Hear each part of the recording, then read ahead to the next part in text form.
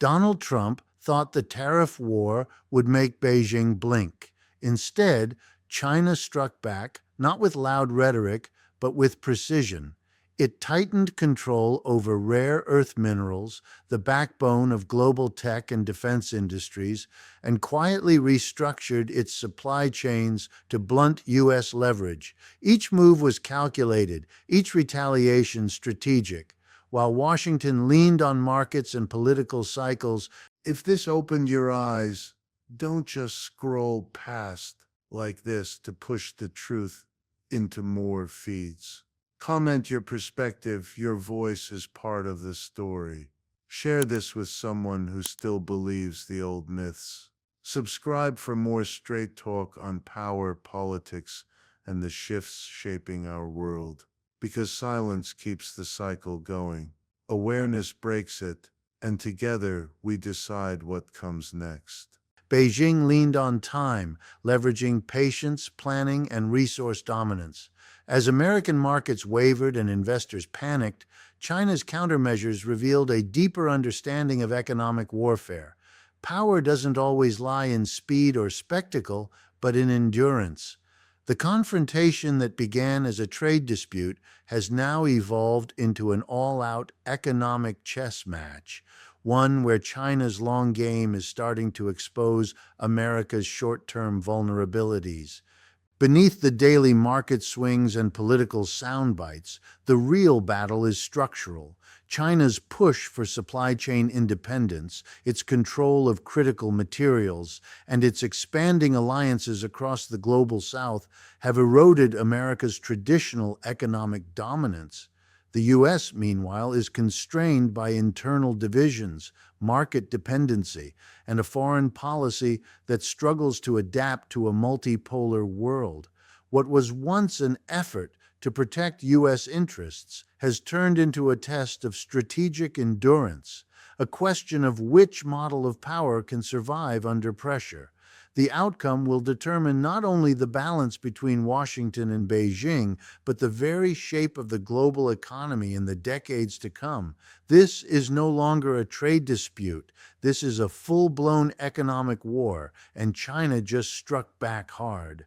While Donald Trump continues to inflate his chest with talk of tariffs, sanctions, and so-called American strength, China has shifted from quiet negotiation to open retaliation. And it's not loud, it's not performative, it's calculated, precise, cold. What started as a test of tariffs has now escalated into a geopolitical chess match. One side is playing with long-term strategy, resource control, and industrial policy. The other is flailing with knee-jerk reactions and press conference sound bites. And the markets, they're panicking because they know which side actually has leverage. Trump spent years bragging that tariffs were a silver bullet, that China would buckle under the weight of U.S. economic pressure. But China didn't fold. Instead, they've built something Trump never expected: resilience. They've been preparing for this moment for years, reorganizing their economy, minimizing dependencies, and solidifying control over resources the world cannot function without. Rare earth minerals, supply chains, energy tech manufacturing capacity.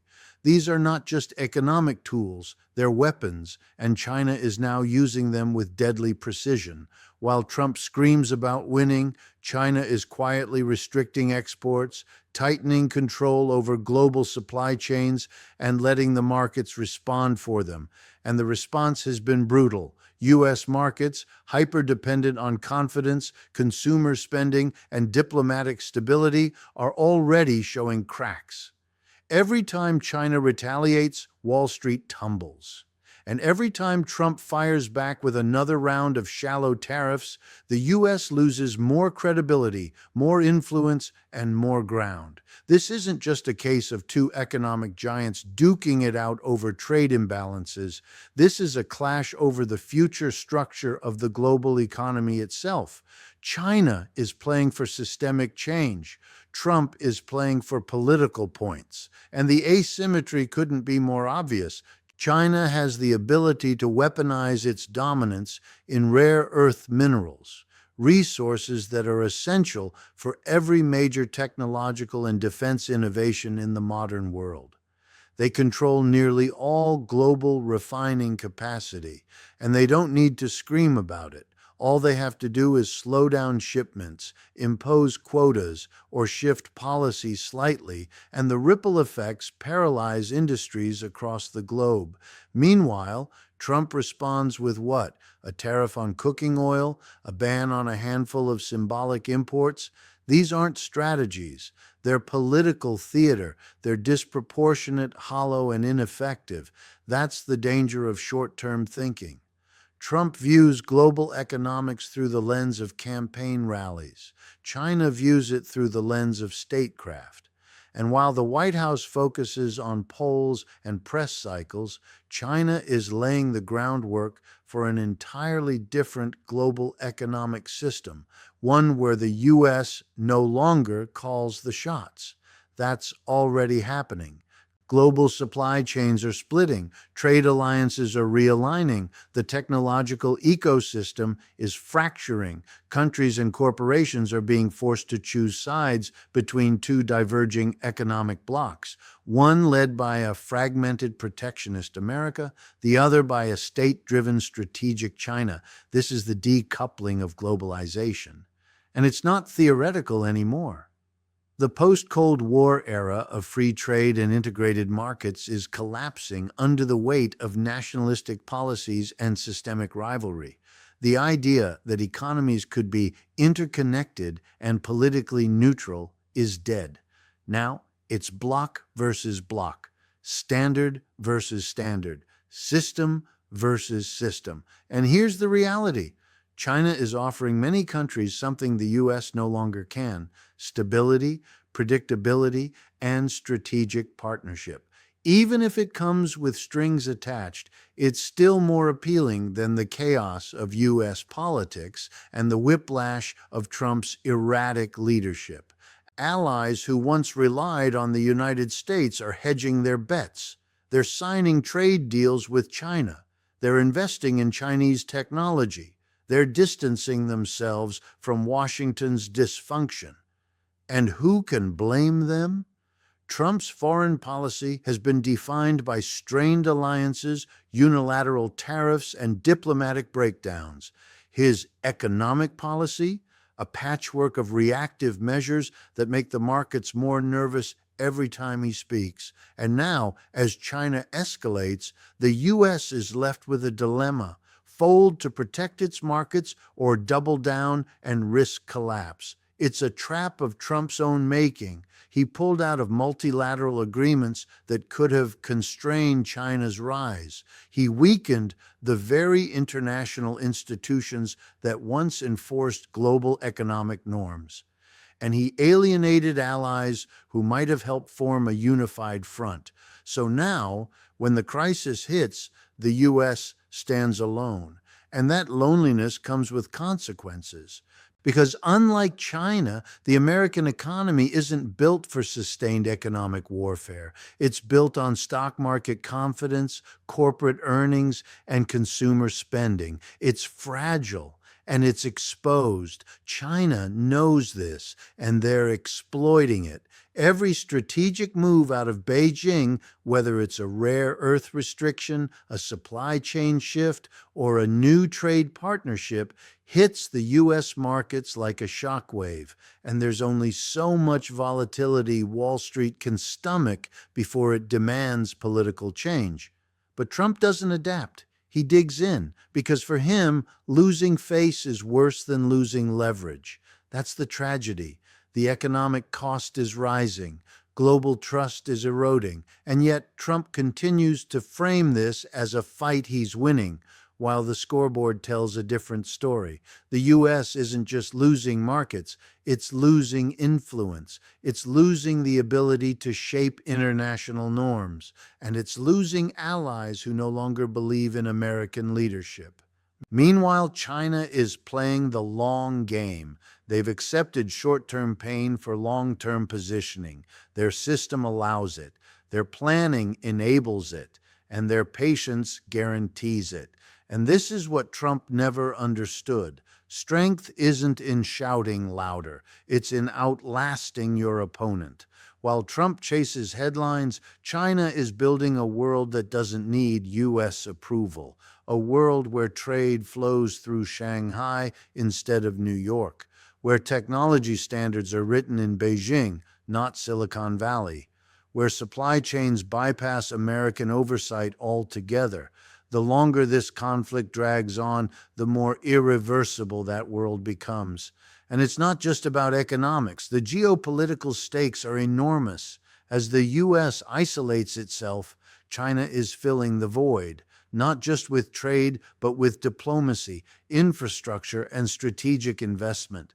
The global order is changing in real time, and Trump's inability to engage with complexity, to lead with foresight, or to coordinate with allies is accelerating that transformation. What's happening isn't a one-off crisis, it's a permanent shift. The decoupling of economies, the emergence of rival blocs, the collapse of multilateral cooperation, the rise of economic nationalism, it's all happening now, and Trump's decisions are speeding it up.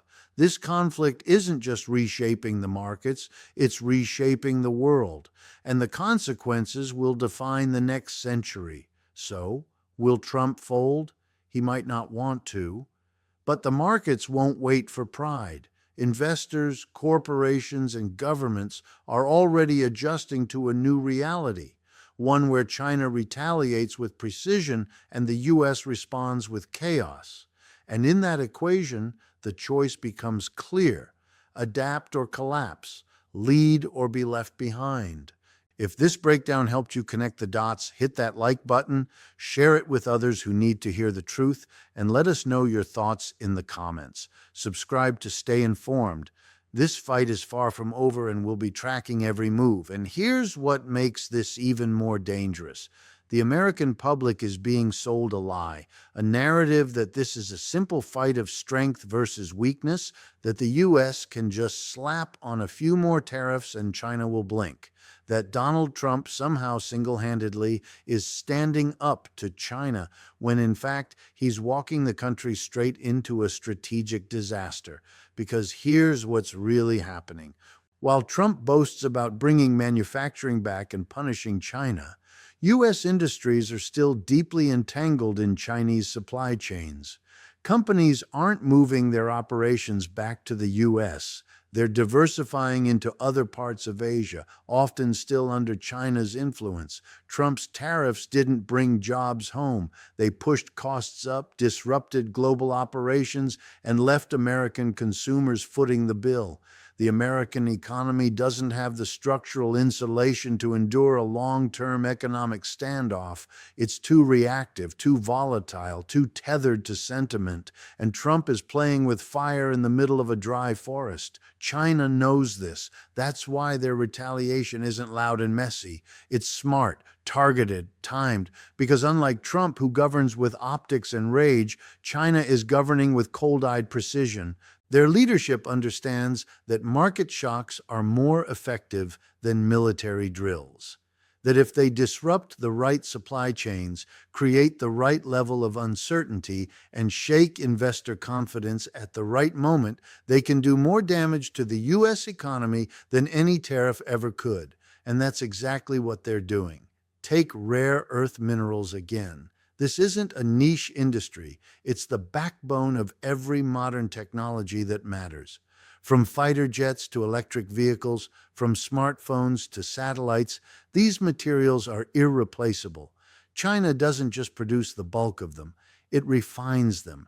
And refining is the bottleneck. So when China hints at export restrictions or delays in processing, global markets tremble. Not just because of scarcity, but because of dependency. China owns the gate, and Trump, for all his bravado, handed them the keys years ago when he failed to build a serious domestic strategy. Now, his administration scrambles to play catch-up, throwing subsidies, promising new mines, offering tax credits.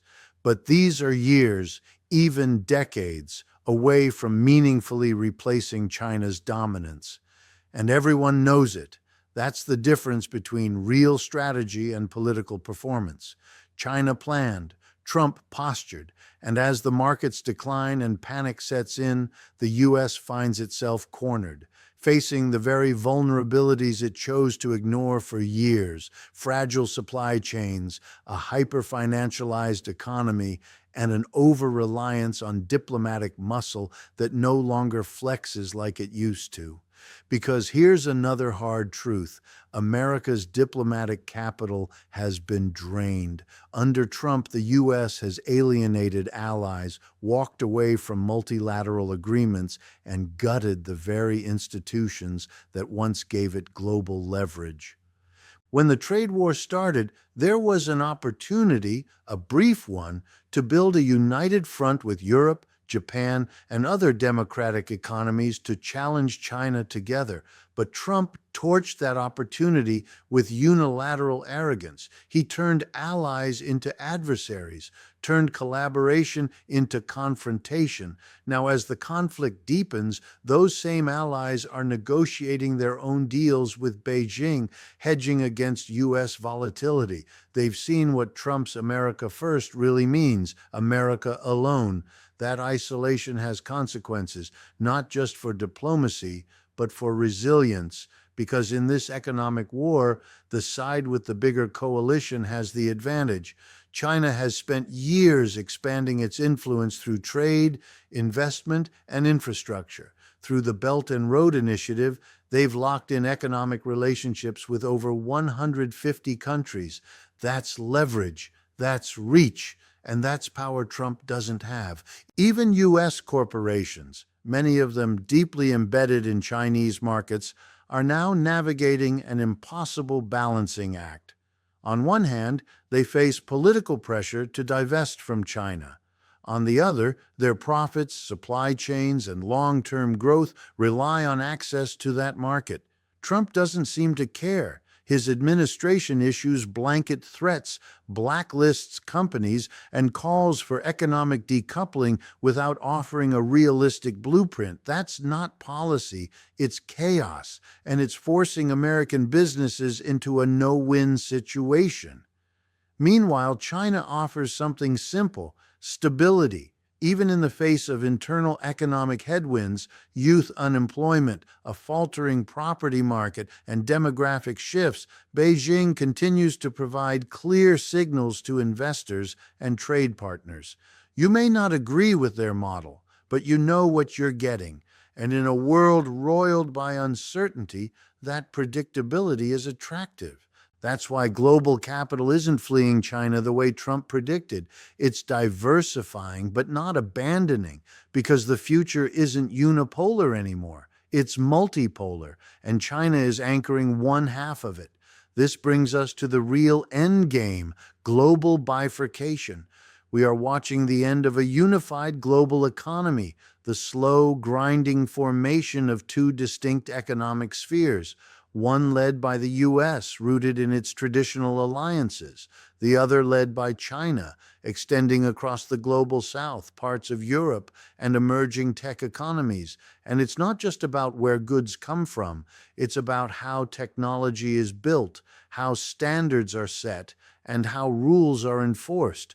China is already building its own internet architecture, pushing its own 5G systems, its own digital currencies, and its own AI governance models. The more pressure the U.S. applies, the faster China accelerates that decoupling.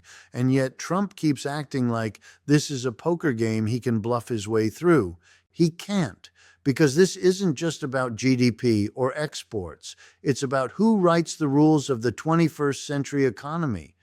And right now, Trump is ceding that ground with every misstep.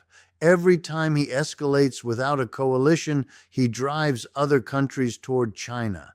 Every time he reacts instead of plans, he makes the U.S. look unstable. Every time he prioritizes political optics over economic structure, he weakens America's long-term position.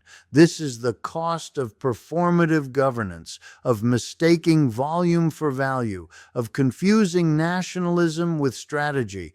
And what does the future look like under this trajectory? Supply chains carved up by ideology, financial systems cleaved in two, digital ecosystems incompatible by design, global standards split by loyalty, and a world forced to choose between economic spheres rather than collaborate within them. That's not a win, that's a fracture. And the irony? Trump says he wants to defend American leadership, yet his actions are breaking the very order that enabled it.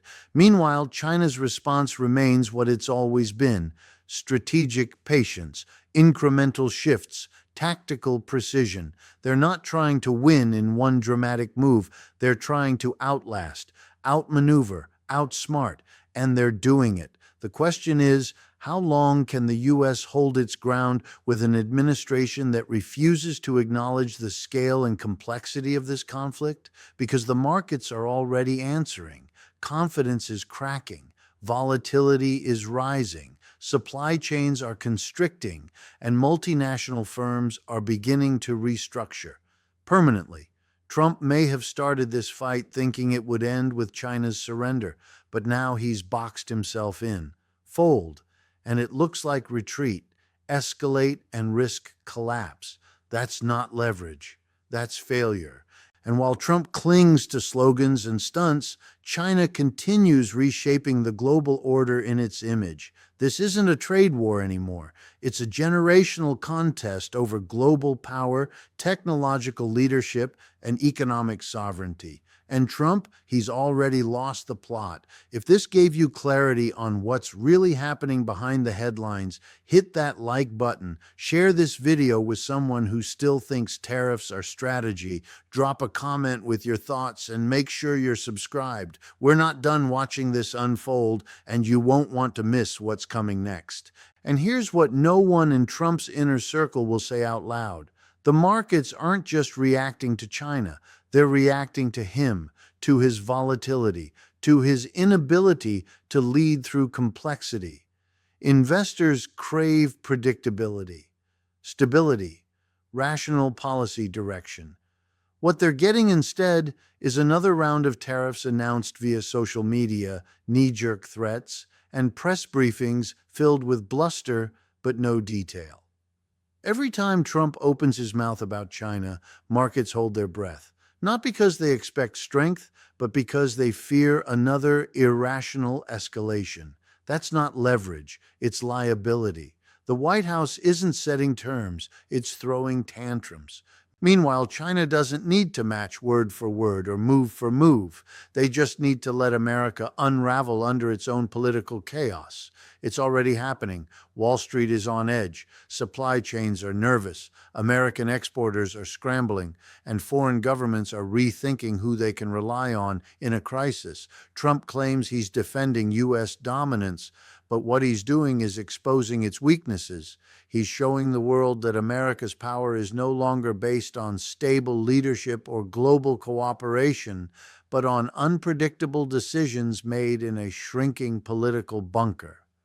And while he chases headlines, China rewrites the future. One trade deal, one supply chain, one strategic retaliation at a time. If this breakdown cut through the noise for you, hit like, share it with someone who needs to hear it, drop your thoughts in the comments, and subscribe. We're tracking this conflict step by step. Stay sharp, stay informed.